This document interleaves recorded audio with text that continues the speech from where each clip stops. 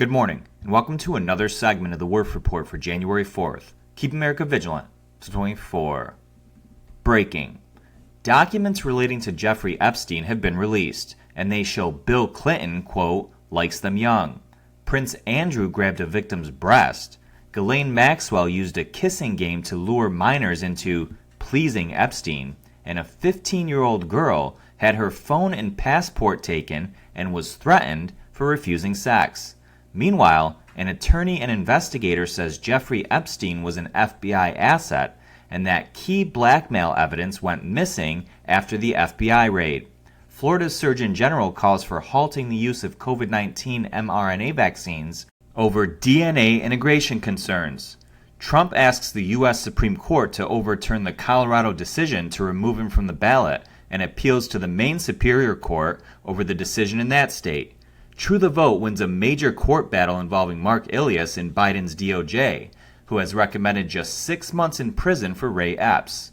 Another GOP ep abruptly resigns and will become the head of a university. The House Committee on Homeland Security will begin hearings and take up impeachment articles against Alejandro Mayorkas. Trump releases a verified report on the election fraud in 2020 swing states as he announces he will make a heavy play for states like New York that are typically and allegedly blue for the upcoming election. First to Florida, where Surgeon General Joseph Ladapo has called for a halt in the use of mRNA COVID-19 vaccines, citing, quote, questions regarding the safety of Pfizer and Moderna vaccines due to nucleic acid contaminants and billions of DNA fragments per dose with their associated potential risks. Concerns with lipid nanoparticle efficiency in delivering contaminant DNA and the potential risk of simian virus 40 DNA integration into human cells, and concerns regarding the FDA's lack of evidence of DNA integration assessments.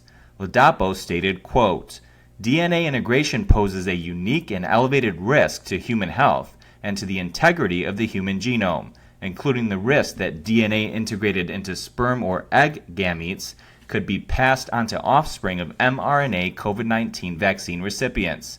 If the risks of DNA integration have not been assessed for mRNA COVID-19 vaccines, these vaccines are not appropriate for use in human beings. Get him, sir. He's exactly right. In Georgia, a federal court in the Northern District has granted Catherine Engelbrecht and True the Vote a major victory on behalf of Americans. The case involves Stacey Abrams' fair fight, legal teams led by Mark Ilias, and Biden's DOJ over True the Vote, quote, aiding Georgia citizens in filing elector challenges based on data showing over 364,000 voters appearing to be ineligible to vote due to change in residency in December of 2020. After 3 years and a 2-week federal trial, the court affirmed that citizens had the right to lawfully petition their government in support of election integrity without fear of persecution or prosecution. Major victory, folks. Hope the folks in Fulton County hear loud and clear. Speaking of the corrupt Department of Justice, they're now recommending just 6 months in prison for Ray Epps, citing a plea deal saying that Epps tried to, quote, de-escalate conflict and that he was subject to conspiracy theories that he was a Fed. We previously brought you video evidence showing Epps instigated the entire thing on January 5th and 6th, going to peaceful protesters and saying that they needed to go into the Capitol. This entire case was just a dog and pony show for the public in a failed attempt to demonstrate that the government is not biased or being weaponized, when in fact it is. Nice try. In the House of Representatives, someone apparently has bribed GOP Rep. Bill Johnson with a position as the head of Youngstown State University, effective on the same day as his resignation from Congress. As we previously reported, there is a deep state plot happening which is seeking to greatly reduce and eliminate the Republican majority in the House, and it's working. George Santos was expelled, McCarthy resigned, and now this.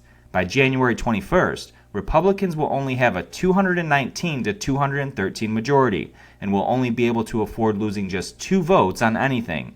See what they're doing? Meanwhile, the House Committee on Homeland Security will conduct hearings on and take up articles of impeachment, which the House previously referred to the committee against Alejandro Mayorkas for his failure on securing our border. which we know was intentional on the part of the establishment to dilute the American vote.